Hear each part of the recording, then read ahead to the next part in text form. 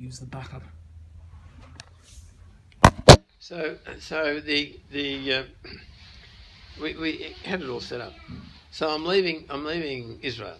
So go to the airport, Tel Aviv, and there's a bomb in the airport. So we all had to get out.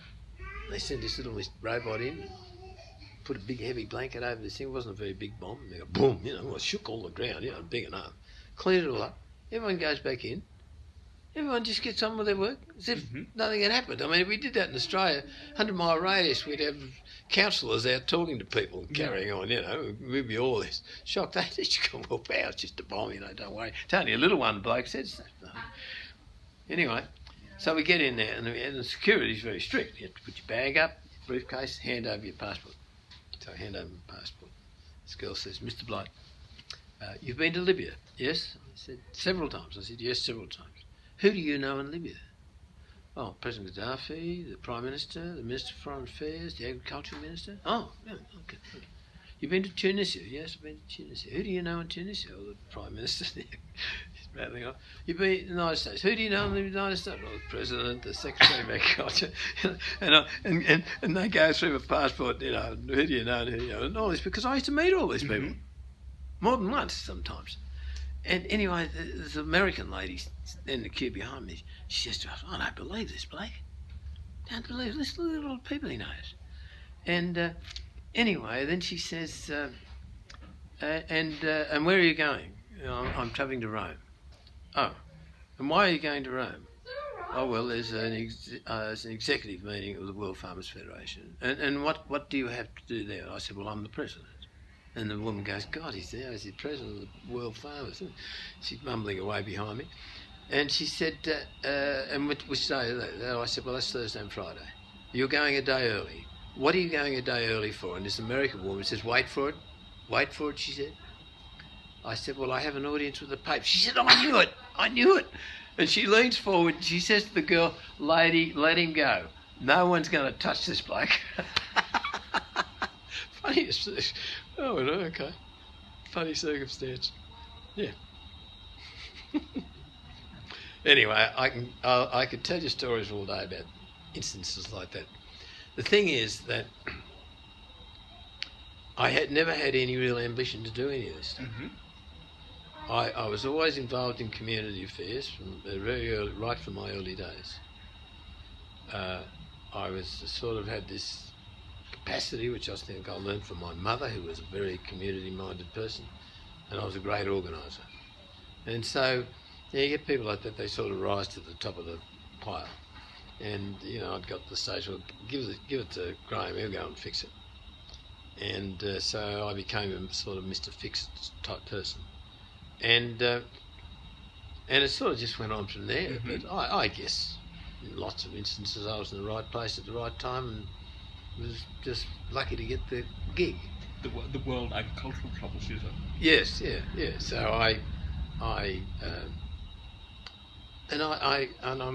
I'm good at public speaking and radio and television.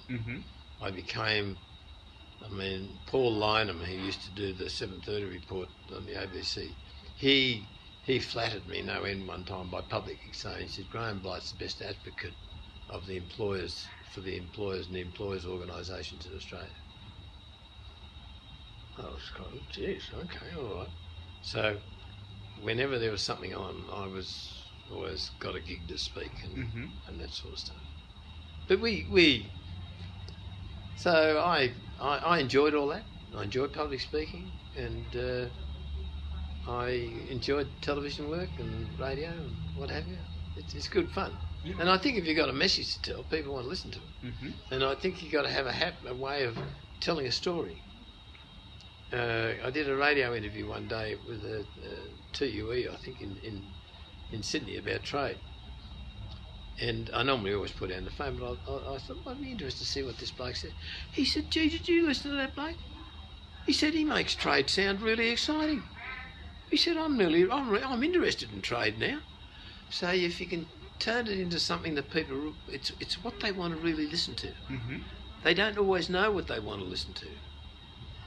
But if you tell it in such a way that it involves them, I used to say to my people, never go out and do an interview and say, well, geez, you know, it's really tough out there. We've just lost 15 million tonnes of wheat because of the drought and, you know, we're in a lot of trouble. I said, people can't relate to 15 million tonnes of wheat. Mm-hmm. They don't even know what it looks like. So they've immediately tuned off. I said, if you went out and said to them the wheat crops are really failing and it's going to put pressure on bread prices, you've got him. Mm-hmm. Because the bloke sitting in his seat here, his biggest problem by the end of the week is to pay off, make his next payment on his car. So bread going up by 4p a loaf is something, an issue for him. Yeah. Cocky's losing 15 million tonne of wheat out there, it means nothing. So you've got to be able to tell the story so it relates to people. Well, it's the same thing in journalism, eh? Yeah, It's right. really finding the personal angle. That's exactly right. You've got to write a story so people read the first few paragraphs. Oh, gee, this is interesting. Mm. Exactly. You've got to be able to, and of course with television, you know, you had to have that 15-second grab. Mm-hmm. And every time you went into the house and you came out, the Parliament House, and came out and did a doorstop, on the way out, you had to think about what that 15-second grab. So you had two of them, if you get two of them, because so they gave them a choice. You had two 15-second grabs. So you talk to them for 20 minutes, but only 30 seconds of it is really really valid in what they want to do. Like Paul Keating talking about fairness and equity. Yeah, exactly right. Yeah, and Keating was the master of it. Keating was an interesting bloke. He and I got on, actually after the incident with George Bush, Keating and I got on very well. And I used to bet people. They said, oh, Keating will be here, we won't see him. I said, he'll be here. I said, I'll bet you within 5 minutes of him coming into the room, he'll come over and shake my hand. Mm-hmm. He did. He used to come over, g'day Blighty, how you going? All right. I said, you right, Prime Minister? Yeah, I'm right, Graham. He said, because if he wanted me to do anything. And he used to give me these jobs. One night I see him with this bloke in tow coming across the room towards me, and I'm going, geez, I don't like the look of this. Anyway, brings this bloke over. It's the senior trade negotiator from the United States. He said, Graham, this is Bill, whatever his name was. He said, now listen, you tell him about all this free trade bit and how they're buggering it up. So he said, you put him straight, okay? And walked off. Mm-hmm. This bloke, I said, well, are you ready?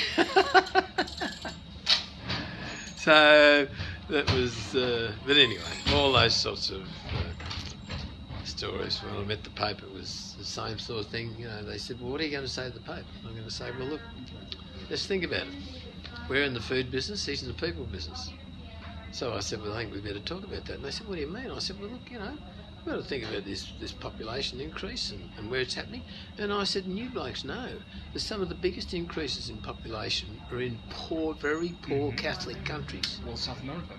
Exactly. And I said, so, you know, we have to be concerned about that, because in those countries, those poor African and South American countries, where there's a lot of Catholics, they're the ones that are having problems with food shortage. Mm-hmm. So I said, you know, he has to address it. He said, you can't talk to the Pope about things like that. I said, why not? I mean, we live in the real world. We can't keep hiding behind trees. Oh, gee, they were upset. Anyway, I did raise it with him. He was fine. There was these bishops and that standing behind him, his minders. They sort of stiffened up and the eyebrows went up and what have you. And when I was leaving him, he leant forward and he smiled on his face, he shook my hand and he said, very interesting subject, Mr. Blight. So which book was this? John. Just, yeah. He was failing then, but he was still sharp.